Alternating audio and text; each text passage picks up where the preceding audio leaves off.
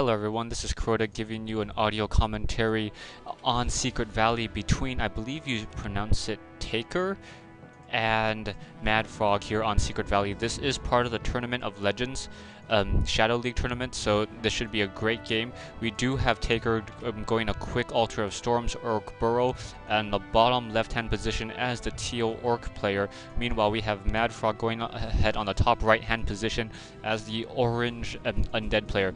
Early Crypt, early Altar of Darkness, so I'm going to be expecting a Dark Knight, or a Death Knight, excuse me.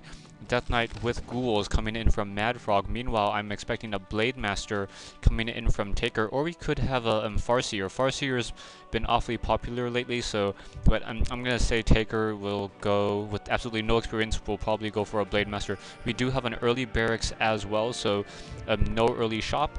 I should really stop saying no early shop, as more players are really going the early barracks route for that earlier grunt. Tak3r is going Farseer, so Farseer being trained by Tak3r.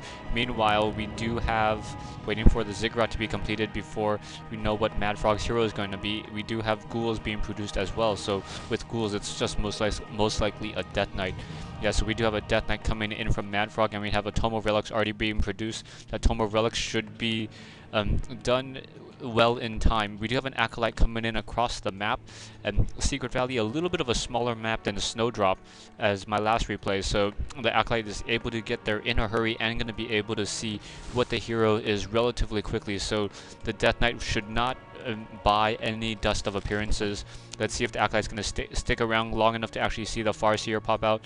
Acolyte's trying to, Madfrog's trying to, use that Acolyte back and forth, move him around.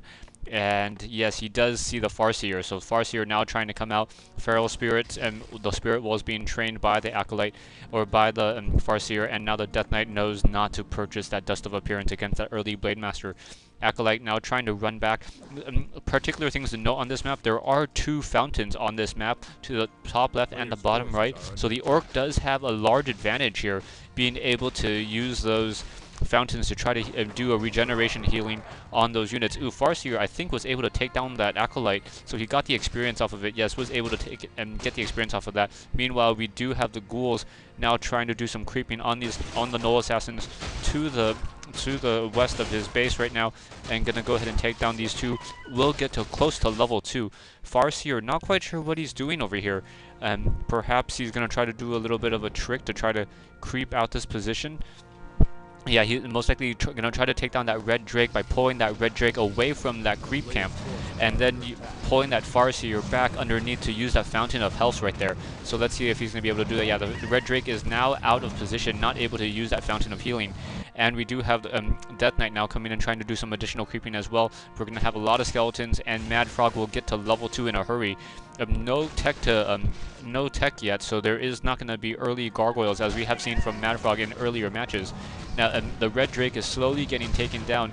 Grunts and Spirit Wolves trying to take down these last units, and let's see, we're going to have the Spirit Wolf now try to tank down that Gnoll Brute a little bit for him, as the Red Drake is going to go down very, very slowly. Unfortunately, the Spirit Wolves are not able to attack arrows, similar to how the Archmage is able to drop a Water Elemental as well to take down that Red Drake. Death Knight now going to come in, does have a Ring of Protection +2, Rod of Necromancy, and is currently sitting at level 2 already. Gonna pick up that Tome of Strength. I think he is. Yeah, he's gonna go ahead and pick up that Tome of Strength, not knowing that the Farseer is up to the north. It really is all gonna depend on that item drop. If the item drop is gonna be good enough. Tak3r now going to move his units back to the south. No, not going to move his units back to the south, and we have an early ghoul rush coming in trying to take down that War Mill. So this is going to be very difficult. Red Drake is going to go down. Let's see if it's going to be worth it. Picks up a Flute of Accuracy for True Shot Aura, and not picking up the item. So that's 200 gold being missed right there. So not quite sure what he's trying to do there. Madfrog going to lose a couple of ghouls in position and lose that War Mill. War Mill is trying to be repaired by two peasants, peons to the south, and those peons may be able to keep it up and running. Not quite sure. Yes, wow, but Warmill able to keep it up, and the Madfrog is forced to go ahead and retreat, losing all those ghouls and all those skeletons early in the game. Wow, what a misplay. Okay, so we do have Tak3r and picking up the True Shot aura. So the True Shot aura, he did go back for it and is gonna go ahead and try to take down that skeleton. That skeleton's gonna go down on timer though instead. And now Madfrog teching the Halls of the Undead, already 3/5 of the way, almost should be there done within the next 30 seconds. As Tak3r is now gonna go ahead and creep out the rest of this natural expansion right now. We do have a Shadow Hunter being produced as well. So if memory serves me correctly, I think this may be a Chain Wave Raider with Bestiaries being put down. So and Pillage. So that will help the Farseer out. So let's see if he decides to go Wind Riders or Raiders. But I'm gonna assume it's gonna be Raiders at this point. Ring of Regeneration and a Mantle of Intelligence. Very nice items. And we do have the Farseer now continuing to creep. The Shadow Hunter is going to need to get to level 2 and level 3 relatively quickly, and it is double Bestiaries, so no Spirit Lodges coming in from Tak3r. Now we do have the Death Knight currently sitting at level 2, and a lot of ghouls in play. Madfrog has a large army of ghouls, so we'll be able to get a couple surrounds in.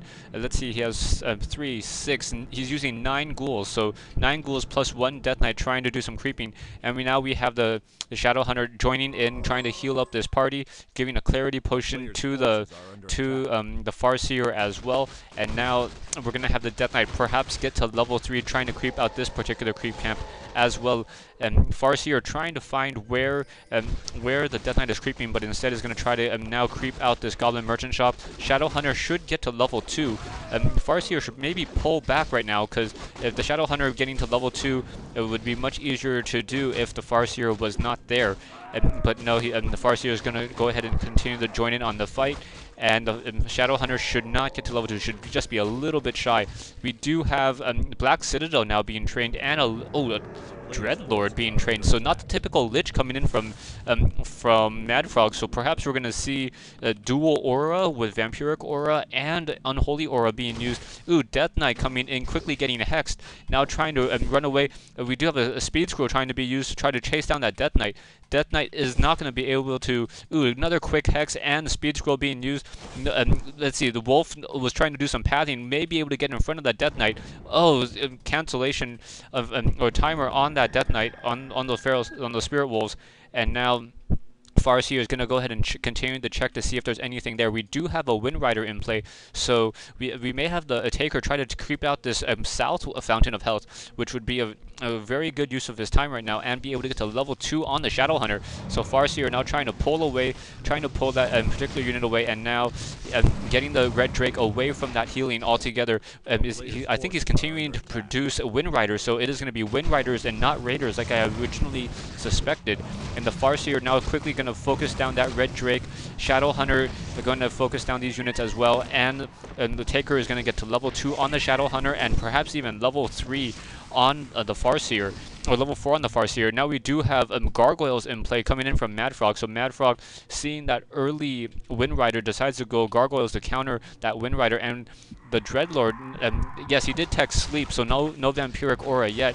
And those units are going to go ahead and try to take down that Troll Trapper.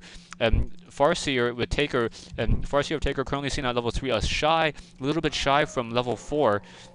And let's see, the Tak3r's main army, not quite sure where he's spending all of his food. Currently sitting at 40 over 50 food. Meanwhile, Madfrog is 43 over 50, so the army sizes are pretty negligible.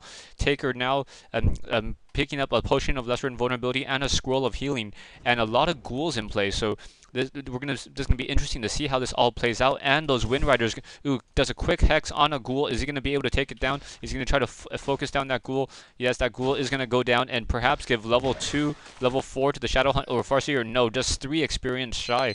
Stay tuned for part 2 of this replay and the conclusion between Tak3r and Madfrog here on Secret Valley.